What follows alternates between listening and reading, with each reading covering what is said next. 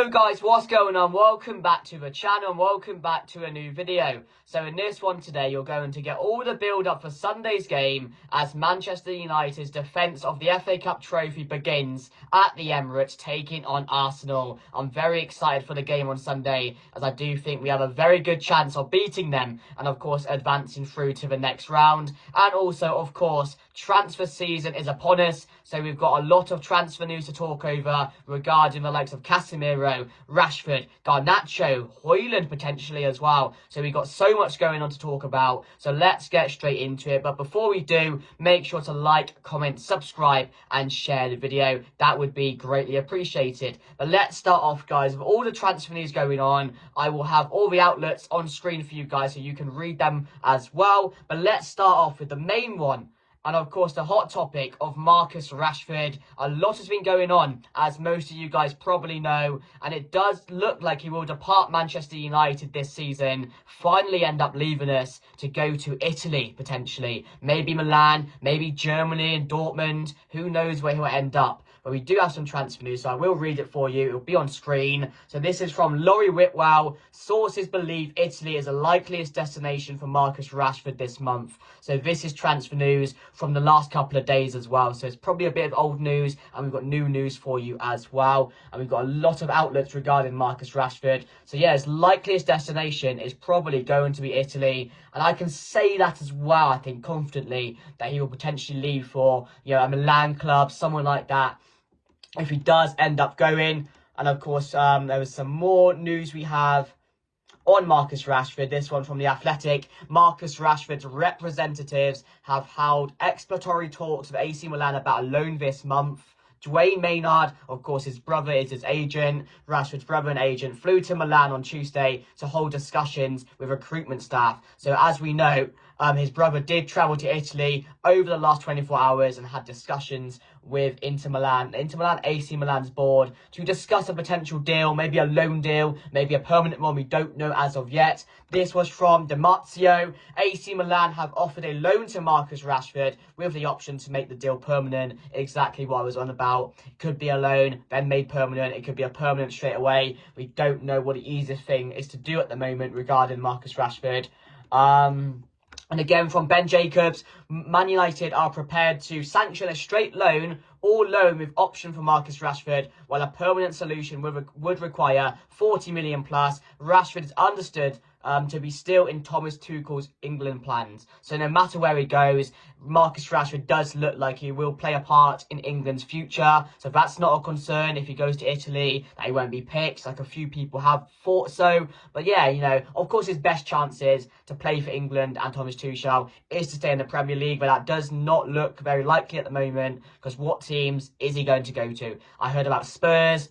Would that be good for him? I don't think it would. It's very toxic over there. Would he fit in? I'm not too sure he would either. So, you know, it looks like he will be going to Italy or somewhere like that. Another one from Chris Wheeler. Tottenham Hotspur also want to sign Marcus Rashford on loan. So, yeah, exactly what I'm talking about. Spurs being the only one in the Premier League. And West Ham as well, we have heard, want to keep tabs on him. But that's not very likely at all. So, I don't think that will be happening. And yeah, I think that's mainly all the news we have on Marcus Rashford as of now. We know we do have one more from Demartio. This was 18 hours ago. Como as well have emerged a surprise contender for Marcus Rashford's signature. Cesc Fabregas' side will have no issues meeting financial demands, and they hope that former teammates, now Como ambassador Rafael Varane, can be used to entice him. Again, another unlikely destination, but coming from a good journalist, you don't know really, do you? It's kind of believable coming from Demartio. He's very reliable as well. So that's all the news right now we have on Marcus Rashford. Mainly, it does look like he will be heading to Milan. His brother has met Milan's representatives, and a possible deal, a loan deal, which could be made permanent, does look like the most likely outcome regarding this Marcus Rashford situation right now. But where would you guys want him to end up? Italy, Germany? Should he stay in the Premier League? Let me know down below. But of course, we've got the whole of January to go through, and this is one of the players that looks very likely to leave Manchester United this January transfer window. So it's interesting, isn't it? It's really interesting about where he's going to go. I'm quite intrigued and where he's going to end up. I'd love him to go to Milan and find himself again, find a love for football. But that's all the news right now, guys, we do have on Marcus Rashford. So we do have, guys, a bit of news as well. Let me get to it on Kobbie Mainoo. Not so much news.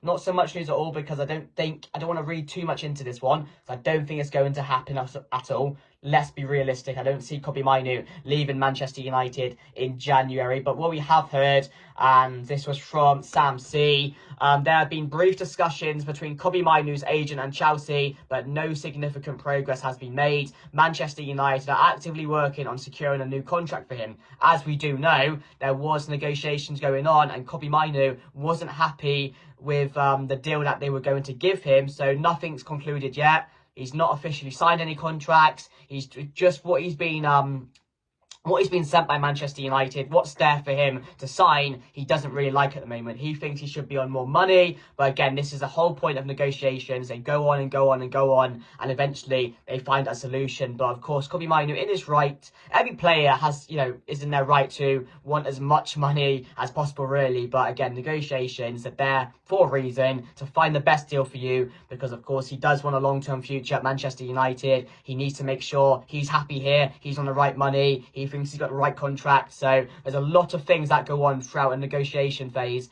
which again, I don't think people realise. So you're seeing reports like this about Kobbie Mainoo going to Chelsea. Let's be honest, it's not going to happen. It's just rumours. The amount of rumours that go on surrounding Manchester United are endless, with endless players as well. So I don't see this one happening. I don't read too much into it. Again, I don't read too much into the rumours about Højlund and Garnacho being up for sale. Of course, Manchester United need to make money to buy players this January. We know that. And again, it's a massive problem, because Ten Hag got all that money, bought all these players to suit the system. Ruben Amorim got thrown in the job with no money. So it is a shame. It's a bit shit. It's what it is. Manchester United need to sell players, to buy players this January. It doesn't look very likely we are going to get many transfers in January done. But yeah, I'm not reading too much into the Garnacho and Højlund potential transfers away from Manchester United. I just don't see it happening. So I don't want to read too much into it, unless I see a really detailed one from a good journalist about a potential move for any of them. I'm not going to read too much into it, guys. So yeah, but apparently Højlund, Garnacho and Mainoo are not safe at all from Manchester United, or from leaving Manchester United. So yeah, it's very surprising, very surprising. There was some news, guys, on here we go, on Casemiro, guys. So again, is looking to leave Manchester United this January. And again, another one, I would say after Marcus Rashford, he's going to be the second favourite to leave because of Saudi. And I'll read it for you now. This was from the UOL, who goes on to say Casemiro is very close to moving to the Saudi League. While the team remains to be decided, Cristiano Ronaldo is advocating the move to Al Nassr. So, of course, Ronaldo's team, again, haven't been too good in Saudi. They're right behind Al Hilal. They're not the best team in the league. But again, Casemiro, that Ronaldo link-up, former teammates, it's a real possibility. It's a real possibility. Hopefully, they'll be able to pay us a lot of money, because we need money. And Saudi, as they're known for, they like to do that. So it's interesting. Another one from UAL as well, breaking. Casemiro is very, very close to moving to Saudi Arabia. The Saudi Sovereign Fund have practically closed the transfer. The contract with Casemiro is agreed. The club he will join will be defined later. So again, it looks very set that Casemiro, if he does leave Manchester United, it will be Saudi-based this summer. We have some news, guys, on Christian Eriksen, and this was from Dean Jones, who goes on to say Christian Eriksen is expected to leave Manchester United this month. We haven't heard anything else, on present. We haven't heard on present. We haven't heard anything else other than that. Is he expected to leave? Again, he's not going to play a part in Manchester United's team, as we know, really. He just doesn't have the legs to play for Manchester United in the system anymore. So it does look like Christian Eriksen is set to leave Manchester United. But where will he go is the other big question that we have to figure out. And hopefully we can get him off the books as well. He won't get too much money for Eriksen, we know that. He's a very out-of-date player, you could say. But if we can get a bit of money for him, that'll be good. If he goes to Saudi, maybe, it's another option. So yeah, that's all we got on Christian Eriksen. And there was some news on Nuno Mendes from PSG. Manchester United, as we know, are looking for a fullback. And this was from the Times. Manchester United anticipate that a deal for Nuno Mendes would be too costly in January, so are likely to delay any bid for him until the summer, when they will have more funds at their proposal. Mendes would be interested in a move to United, but again, the thing that's really stopping this from happening this January is the fact Manchester United have no money to spend. So the rumours will come out, but again, before we can actually sign any players, we're going to have to get players off the books first. So all these rumours are good, well and good. I'm enjoying reading them. I like the sound of Nuno Mendes at Manchester United, but it's not going to happen until the summer. Most of these won't happen until the summer. But again, it's a bit shit, isn't it? Because we know we're not going to get them in January. We might get one or two if we can get some players off the books. But again, time's ticking. The clock is ticking, and nothing's really concrete yet. So it's a bit interesting. It is a bit interesting, guys. And the other news we had on him from Graham Bailey, Nuno Mendes has indicated to PSG that he would like the chance to play for Ruben Amorim at Manchester United. So a player that is keen on joining the club. Absolutely excellent. I love that. When players come out and say that, whether it's true or not, it's just rumours, it's outlets. We don't know if he actually said that. But again, this is coming from Graham Bailey. Not too sure if he's reliable or not, but again, it's something which I wanted to read out. So I do think it's really good to know that a player wants to join us. So yeah, Nuno Mendes could be on the move to Manchester United in the summer, potentially. And the last bit of news we have, guys, well, last two bits of news, a potential move for that Napoli forward, Kvaratskhelia, and contacts have already taken place regarding some sort of exchange deal with Marcus Rashford. PSG are also in talks to sign him as well. Again, very on the low, these rumours regarding Kvaratskhelia. But again, maybe a swap deal with him and Rashford. If Rashford wants to go to Italy, you know, be good with Manchester United, can get a player in return, but swap deals are very, very difficult to do. I don't think people realise that, how hard they are to do, and that's why not a lot of swap deals happen. Not a lot of them do. If you really think about it, there's been a few now and then, but they don't happen often because they are so difficult to do, negotiation-wise, money-wise, etc. There's a lot that goes on in a swap deal as well as negotiation. So it looks a bit of a tricky one, but I thought that was a bit of an interesting one to read out. And also, guys, the best news of the week, Amad Diallo is set to sign a new contract with Manchester United. We knew this was coming. Fabrizio Romano, I'll put it on screen for you. Amad Diallo, new deal day at Manchester United. His agents will be with Amad to sign today. New contract valid until June 2030 with no option as revealed yesterday. So a long-term move, a long-term deal set at Manchester United. I could not be happier with that news. I'm delighted he signed the contract. I can't wait to see what he can do in a Manchester United shirt going forward. But just overall, really, really good news. So that's all the transfer news and contracts and new deals and all that pajama, whatever you want to call it, done. Let me know your thoughts down below, guys. Very interesting, a lot of these transfer outlets coming out. The Rashford one, where will he go? Casemiro and Eriksen, are they set to leave Manchester United? Hopefully they will.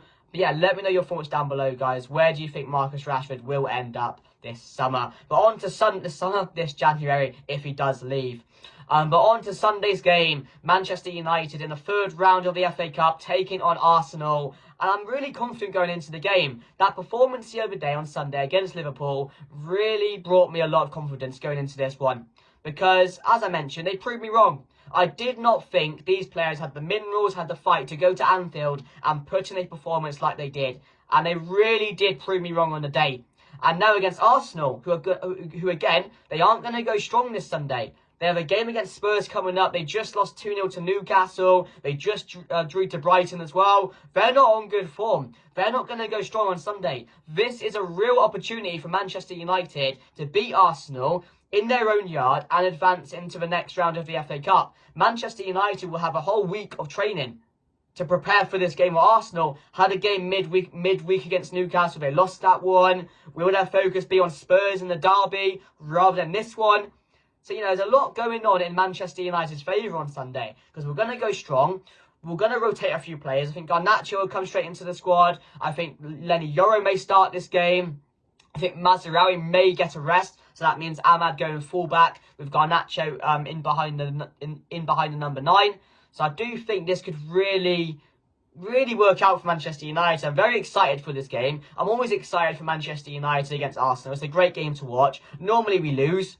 we have done over the last couple of years, and normally we don't get a good result. But in this game on Sunday, I'm just full of so much confidence right now, based off that performance, knowing Arsenal probably won't go too strong. But again, it's Arsenal. It's the Emirates. It's still not going to be easy. It's going to be a tough game. We're going to have to fight for this one. But Manchester United need to defend their FA Cup trophy. And we can't be out first time of asking, in my opinion.